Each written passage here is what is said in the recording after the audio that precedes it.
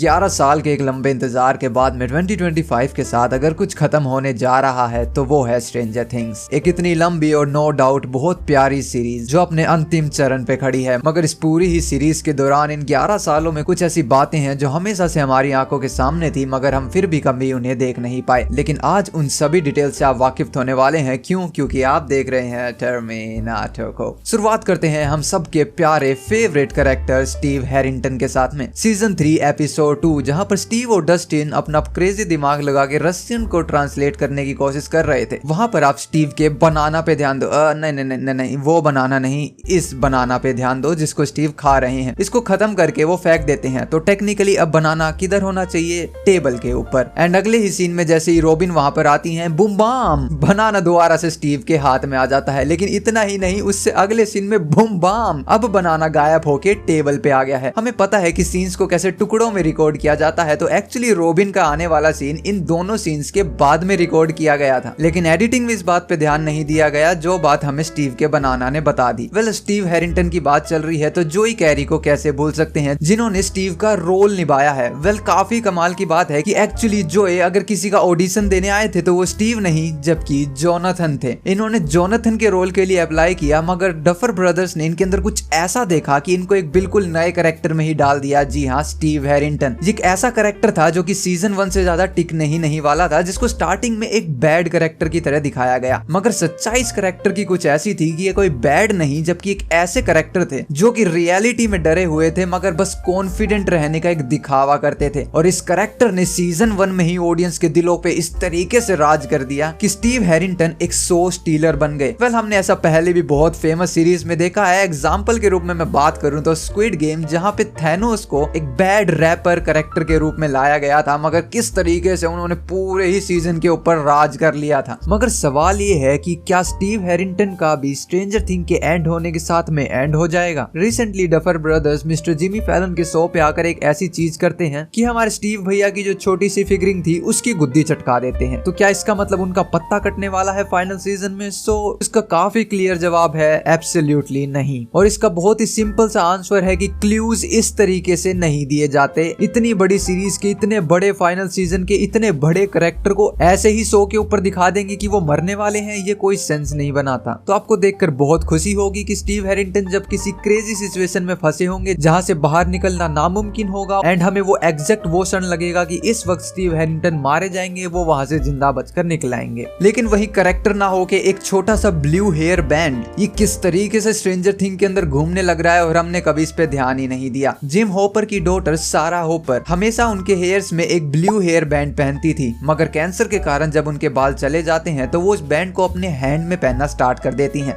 But unfortunately जब वही cancer उनकी जान ले लेता है तो जिम होपर खुद उस हेयर बैंड को अपने हैंड में पहनना स्टार्ट कर देते हैं। इवन जब वो 11 से मिलते हैं उस वक्त तक भी उन्होंने उस बैंड को अपने हैंड में पहना हुआ था। बट जब सारा की यादें उनको काफी ज्यादा सताने लगती हैं तो वो उस बैंड को एक्चुअली 11 को दे देते हैं, जिनको वो अपनी डॉटर जैसा ही मानते हैं। एंड 11 जब माइक से मिलती है पार्टी के दौरान, उस वक्त भी उन्होंने इस बैंड को अपने हैंड में पहना हुआ था। इवन जब मैक्स और 11 शॉपिंग के लिए जाती हैं उस वक्त तक भी वो बैंड उनके हाथ में ही था। जब वो आर्केड पैलेस में होपर से मिलती हैं उस वक्त भी नीचे ये बैंड एक काफी बड़ा रोल निभा रहा है। एंड जब 11 को होपर का लेटर मिलता है जिसको पढ़ के वो रोने लगती हैं, उस वक्त तक भी उनके हाथ में ये बैंड था। इवन 4th सीजन की शुरुआत में जब वो अपने स्कूल जाती हैं उस वक्त तक भी उन्होंने बैंड को पहना हुआ था। अब कैरेक्टर्स की बात चल रही है तो एक फैक्ट की बात ये है कि जोइस बायर्स और जिम होपर ने एक्चुअली कभी भी बिली को देखा ही नहीं। स्ट्रेंजर थिंग्स की दुनिया में उनके लिए बिली नाम का कोई इंसान है ही नहीं। एंड अब बिली की बात चल ही रही है तो उस फाइट को नहीं भूल सकते जब उन्होंने हमारे स्टीव भैया की गुद्दी चटका दी थी। जिस वक्त उन्होंने एक प्लेट स्टीव हैरिंगटन के सर पे देके मारी, वो एक्चुअल में एक गलत मूव था जो कि शूटिंग के टाइम पे रिकॉर्ड हुआ था। जो प्लेट एक्चुअली स्टीव को हिट कर जाती है, जिसके बाद स्टीव को थोड़े बहुत चक्कर भी आने लगे थे। बट इस सीन के बाद में प्लेट वाले सीन को रीशूट किया ही नहीं गया और इस ओरिजिनल को ही सीरीज में रखा गया क्योंकि क्रू अब और रिस्क नहीं लेना चाहता था। डेक्री मोंटगोमेरी, जिन्होंने एक्चुअली बिली का रोल निभाया था, उन्होंने खुद से डफर ब्रदर्स को कहा था कि उनका और उनके डैड का एक सीन स्ट्रेंजर थिंग में रखा जाए, सिर्फ ये दिखाने के लिए कि कोई भी इंसान सिर्फ बुराई करने के लिए बुरा नहीं होता। दैट्स व्हाई पूरे स्ट्रेंजर थिंग्स में बिली के डैड का सिर्फ एक ही सीन था, बस ये दिखाने के लिए कि कोई भी बाय डिफॉल्ट बुरा नहीं होता, हालात उनको बुरा बना देते हैं। एंड हमने बिली के पास्ट को भी देखा था कि किस तरीके से वो भी एक प्यारे और अच्छे बच्चे थे, मगर बचपन में जो उनके उनके साथ ट्रेजेडीज हुई, इस कारण से वो एक ऐसे इंसान बन गए। अब बिली को लेके कुछ मिस्टीरियस बातें भी हैं कि हो सकता है वो हमें सीजन 5 वॉल्यूम 2 में देखने को भी मिले, जिसका एक बहुत ही छोटा सा हिंट तो ये है कि बिली जब एक्चुअली स्ट्रेंजर थिंग्स में आते हैं उनकी मस्त कार में बैठ के,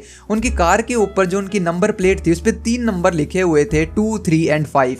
एंड बिली हमें सेकंड एंड थर्ड सीजन में ही देखने को मिलते हैं, तो क्या वो 5th में भी आने वाले हैं? वेल, ये नंबर महज रैंडम भी हो सकते हैं, बट स्टिल एक सवाल है कि बिली ही वो क्यों इंसान थे जो एकदम से इस अपसाइड डाउन मॉन्स्टर का शिकार हो जाते हैं। वो तो मस्त अपनी कार में बैठ के डेट पे जा रहे थे, बट तभी उनकी गाड़ी पे कुछ टकराया, क्या टकराया वो हमें आज तक नहीं पता, और उनको घसीट लिया गया एंड देन उनको अपसाइड डाउन में ले जाया गया। और विल के बाद में वो ऐसे पहले कैरेक्टर थे जो अपसाइड डाउन में पहुंचे थे। एंड विल का तो हमें समझ में आता है कि ये स्टोरी किस तरीके से विल के अराउंड रिवॉल्व करती है, बट बिली को क्यों अपसाइड डाउन नजर आया जब विल के अलावा पूरे हॉकिंस में किसी को ही वो अपसाइड डाउन नजर नहीं आता था? तो ऐसा कुछ तो है शायद बिली के बारे में जो हमें नहीं पता, एंड देयर आर चांसेस कि वो वॉल्यूम 2 में हमें नजर आए। लेकिन वही डेट से याद आता है जब हमारे डस्टिन निकल गए थे बाहर एंड वापस आते हैं हॉकिंस में, अपने दोस्तों को बताते हैं कि उनकी भी एक बहुत प्यारी छोटी सी मैसूका है जिसपे किसी को यकीन नहीं होता। बट उसके बाद नोटिसेबल पॉइंट ये है कि थर्ड सीजन में डस्टिन ने अपनी रेड व्हाइट ब्लू हैट को पहनना बंद कर दिया। वो हैट कहाँ चली गई? एक्चुअली वो हैट को छोड़ आए थे अपनी फ्रेंड सूजी के घर पे, जिसको हम उस स्टैंड के पास में देख सकते हैं। लेकिन वहीं जब होली व्हीलर वैकना के रूम में जाती हैं और वहां पर उन्हें एक टेलीस्कोप मिलता है, जिस टेलीस्कोप से वो जंगलों में देखती हैं, तो एक्चुअली उस टेलीस्कोप की कैप के ऊपर एक वियर्ड सा हमें पैटर्न नजर आता है। एंड जब वो जंगलों के अंदर मैक्स से मिलती है और मैक्स उन्हें उस केव के अंदर ले जाए, एंड अगर हम उस केव को ध्यान से देखें, जो इसका जो ओपनिंग फेस है,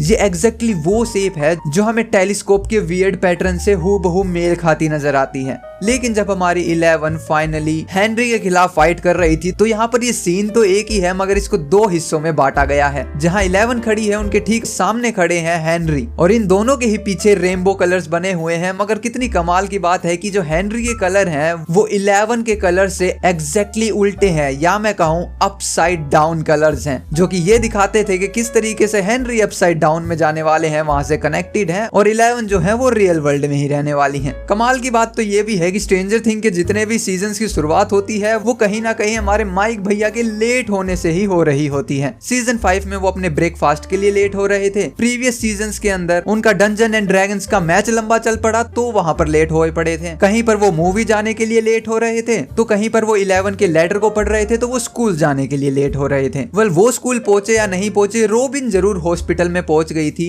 जहां उन्हें विकी मिलती है। लेकिन वो बताती है कि उन्हें उनकी डेट को कैंसिल करना होगा। लेकिन रोबिन कहती है कि मेरे एक गुड फ्रेंड ने बताया था कि हमेशा बैड न्यूज को पहले बताना। क्या आपने नोटिस किया वो अच्छा दोस्त या गुड फ्रेंड कौन था?